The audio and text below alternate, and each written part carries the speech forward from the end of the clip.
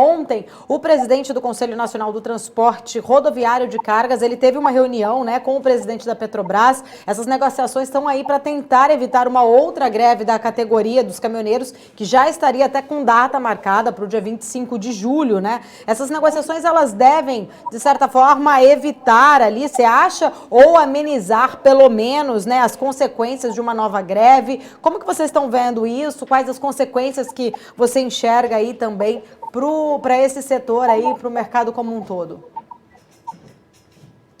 Certo, Paula. Nós vimos que esse é um problema que ele acaba se arrastando, né? Então, o governo federal, ele tenta lançar mão de alguma medida para um aumento de impostos que vai compensar e vai conseguir reduzir os impostos do diesel temporariamente, só que não resolve o problema como um todo e muito menos a longo prazo, porque a gente sabe que já existe, né, com a retomada econômica, existe uma pressão sobre o preço do barril de petróleo e, logicamente, isso é transmitido ao preço dos combustíveis. E a gente teve uma quebra na cadeia de petróleo também no ano passado muito forte, a gente viu as companhias reduzindo a produção, fechando algumas plantas, e isso está sendo retomado de forma gradual, até porque a gente ainda tem ameaça da pandemia, do coronavírus, com as novas variantes que vão surgindo. Então, uma delas é a variante Delta, que tem inclusive assustado bastante. A própria OPEP, que vai fazer uma reunião em breve, ela também está bastante monitorando essa questão do quanto que essa variante pode vir a impactar o processo de retomada econômica global e esbarrar no preço do barril de petróleo. Então, assim, a gente sabe que essa questão dos caminhoneiros pleitearem alguma forma de ajuda, porque o combustível, né, o diesel, ele chega ali a ser 70% dos custos que os caminhoneiros eles têm com seus negócios, né, no frete. E aí, então, ou seja, se já é 70% do custo, e esse custo ele vem aumentando, a gente já viu aí no diesel, nos últimos 12 meses, uma alta de quase 50%. Claro, a gente teve uma queda lá atrás, e agora a gente está tendo uma alta, né, com a retomada face à pandemia. Mas isso acaba esbarrando nos custos o próprio dólar mais caro também faz com que, né, esse preço ele chegue mais caro para os caminhoneiros.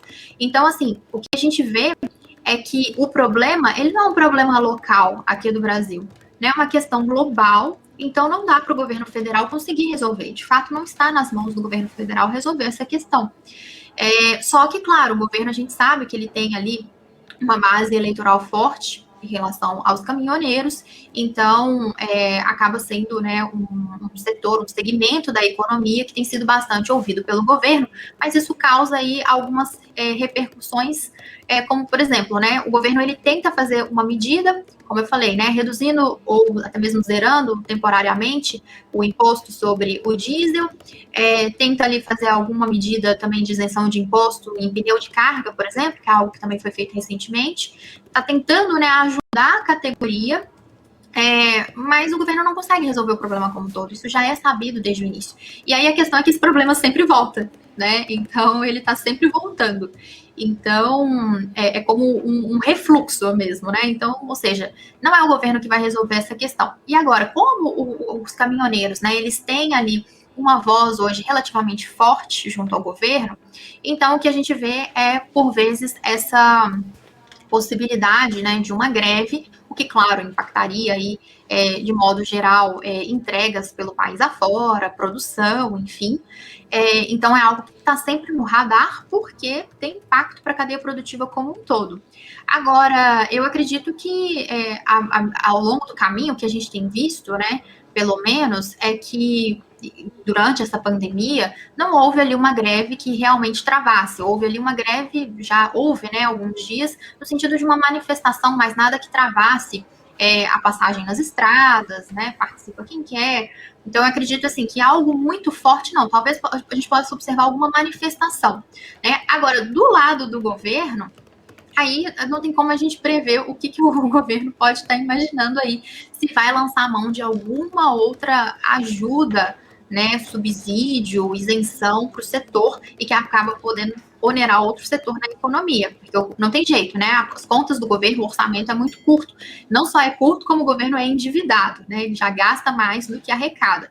Então, tudo que o governo vai fazer ali acaba esbarrando em algum outro setor. É um aumento de imposto para um outro setor. Então, assim, é uma situação bastante sensível que a gente fica monitorando, porque eventualmente pode ter impacto sobre alguma empresa, né? Algumas empresas, alguns setores.